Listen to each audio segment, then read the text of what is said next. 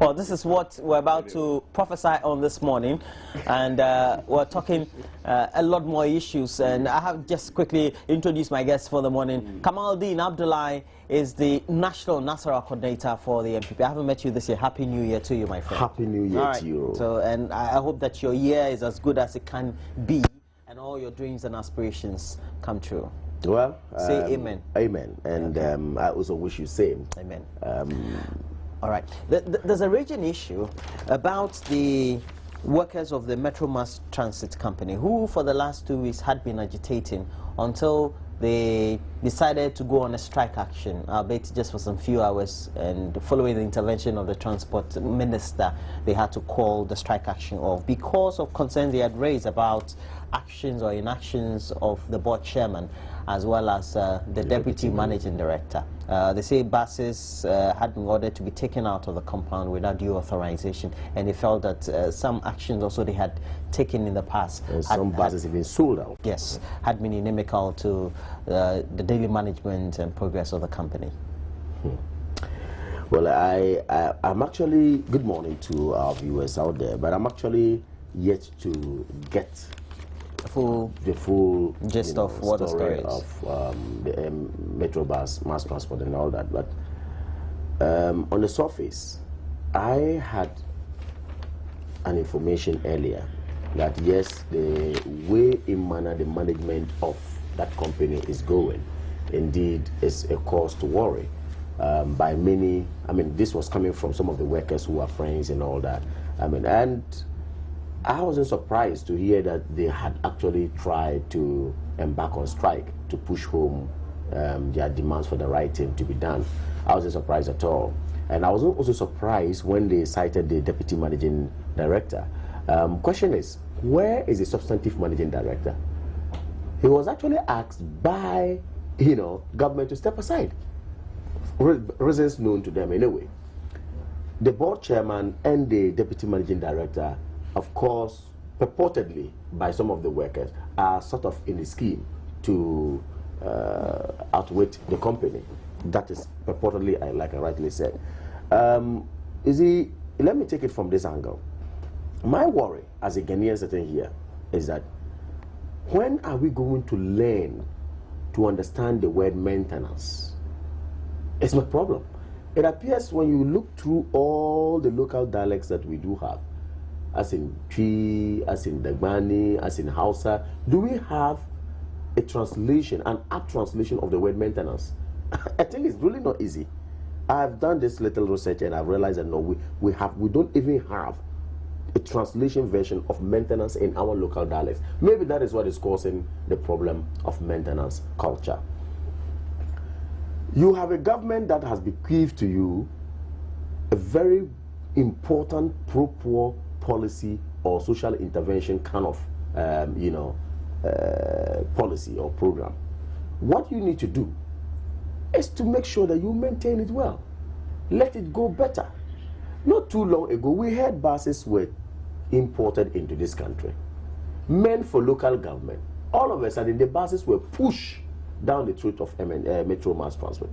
And those buses cannot withstand the work that or the pressure that Metro Mass Transit is going to exert on them.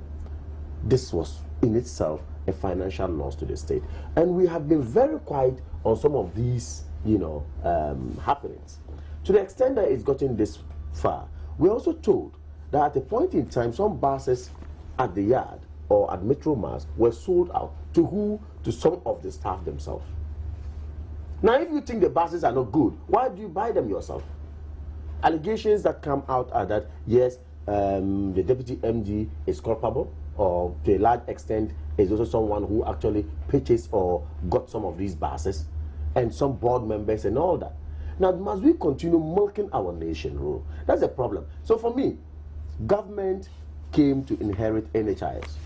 Not too long ago, we hear in the Western region, just about 2 weeks or so, or last week, we hear in the Western region, some hospitals have had calls to 10 people away with NHIS cards. Oh, what told Prestia Hone Valley? Prestia Hone Valley. This is a problem. It means maintenance culture is missing. If you have inherited it, make sure you maintain it, make sure you develop it well. If you cannot advance it, then don't let it vanish. Let it stay where it is. You understand? Now we are hearing Metromas, another proper intervention that a government bequeathed to you is problematic. So for me, I think that Ghanaians should watch and watch again. I'm not to do politics with this, but I'm saying that we should try as much as possible to manage what we have and maintain it better or well for the betterment of this country. We all know how crucial the Metro Mass Transit system is, but the point is, how important is it as far as the public transportation policy agenda of the country in order to perhaps alleviate the plight as far as transport is concerned on the ordinary Ghanaian? Now, you see, let me take you back to somewhere 2006, 2007 when we got this Metro Mass Transport actually at its peak. Ghanaians had to come out to tell us, look, the Kufuor buses indeed has come to save a purpose. A whole lot. We saw school children being bused for free and all over. Still their bus. Yeah. Okay, fine. And those times, by the time you drive from Achimota to Circle, or you drive from Dome to Circle, or drive from Medina to wherever, there's no way you wouldn't see metro buses, as it were, in town. Now, as we said, scarcely do we see them. And when you're going to talk, they tell you we have got shortage of buses. Most of the buses are broken down and we cannot maintain. That's how come maybe most of the roads that we used to ply, we don't ply them again because we don't have buses and all that. Back again to the maintenance culture I'm talking about. You know, so it started very well until MPP left government and then bequeathed everything to NDC. Now, 6 years down the line, Metro Mass Transport is completely getting shattered. Well, that's not true. I attended an event. Roland. I attended an event last year in which the current management had a 5-year development plan, and the strategic plan was supposed to ensure that they had buses. And more recently, the 200 new coaches had been originally not meant for them anyway. That's why I mentioned it. Well, I do understand that 200 new buses at least had been bequeathed the Metro Mass Transport just to add up to a stock of fleet. And once you have these, also ensures that adequately you are able to serve the objectives or the strategic purposes for which you were established. I am going to give you this information.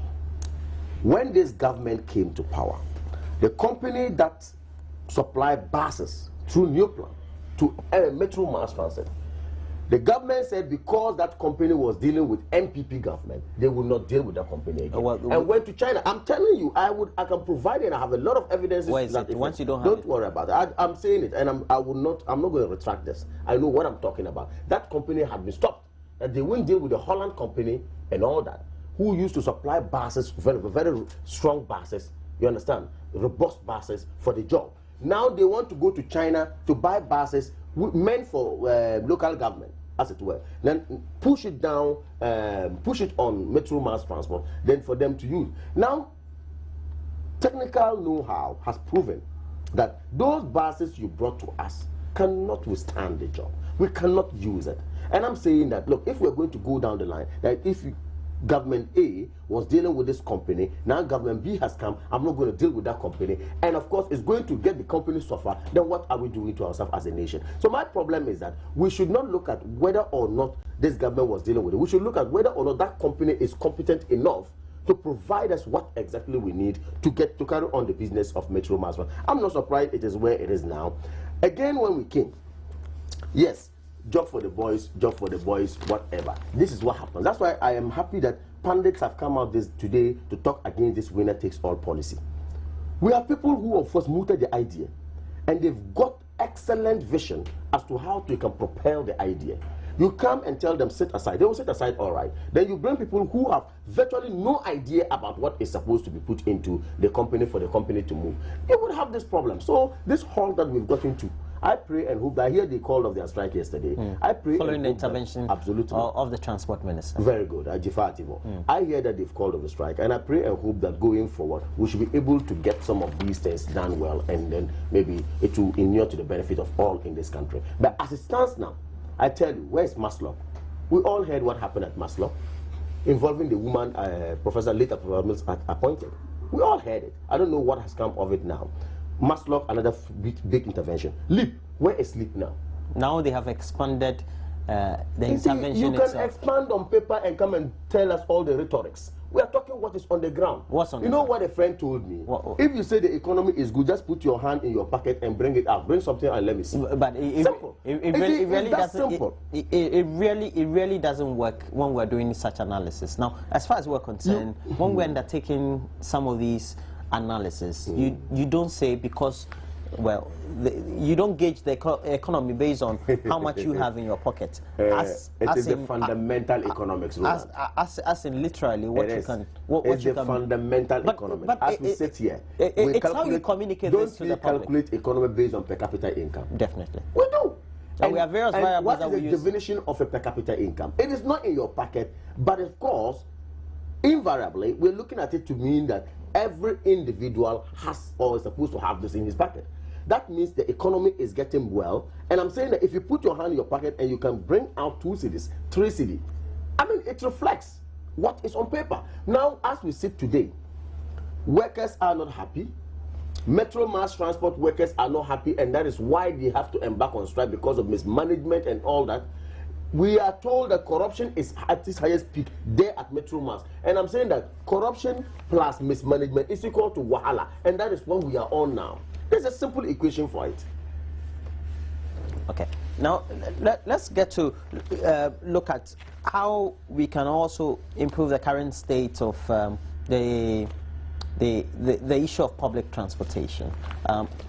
More recently, the effort was made to ensure that when we are talking about how to be able to replace all the various interventions or perhaps ameliorate the sufferings of the Ghanaian, then you have to put in place various social interventions. How do we need to expand the public transportation system to ensure that the Ghanaian is adequately also catered for, so that you don't always have to be using your own transport, but you have well laid out roads, well laid out a transport system that would also ensure that you have reliable transportation? First of all, we should look at how we're going to expand our road networks. You can bring all the fine buses in town or to town, and if you don't have better road networks, you would have difficulty having a smooth public transport system. 2, what is our existing public transport system and how does it look like? How can we regulate it? Not too long ago, there was this, excuse my language, absurdity that came out to say that all trotros must have seat belts. When we're looking at important policies, trying to put pragmatic policies in place, we're looking at rather getting seat belts in trotros. Well, that's for road safety purposes. That's a good one, I know, but it's all to better our public transport system and all that. Sure. Now, my point here I'm making is that let's ensure that the road system or the road networks in our various urban centers, where of course public transport is much needed for commuters, we should look at the road network very well. Again, we have already put in place a policy, which is the Metro Mass Transport System. It's a good intervention. What can we do to get them working well? Like I said, somewhere 2006, 2007, when it was at its peak, indeed, no one complained. People were even coming out to throw out commendations to the government for instituting such a policy, okay? And of course, Metro Mass was helping and helped so well. Now, as we said, after 2009 till this, 6 years down the line, it keeps on what? Whittling down. And I'm saying that now what we can do, if we have a company in place, can we get very competent people, very proactive people, people who care indeed for Ghana and for the subjects of Ghana to manage it, devoid of politics, devoid of who was with this government, the last government, who was not with this, or who is not with this government. Now, if we look at it holistically like that and get real technocrats and competent people to get hold on it, I believe that the public transport system is going to be ameliorated. The other thing we can do is to ensure that the maintenance culture is upheld. The maintenance culture is upheld. Now, people quickly ground buses only to sell the buses to themselves. You understand? And I'm saying that if we have this maintenance culture well upheld, then we're going to move forward. Already we have the policy in place. The only thing we can do now is to manage it well. So the problem now boils down to management and not institution of a policy like that. We have the Metro Mass Transit, it's already there. Okay, therefore, what can we do to make it look visible, make it look viable, and people will buy into it? That is now our problem. And to complement that effort, we need the better road networks in our urban centers. Look, just travel. My area is not too far from here to Tantra Hill. As soon as you get to, what's the name? Tantra Junction, veered into Tantra Hill, there's no any better road throughout. There's never road network there.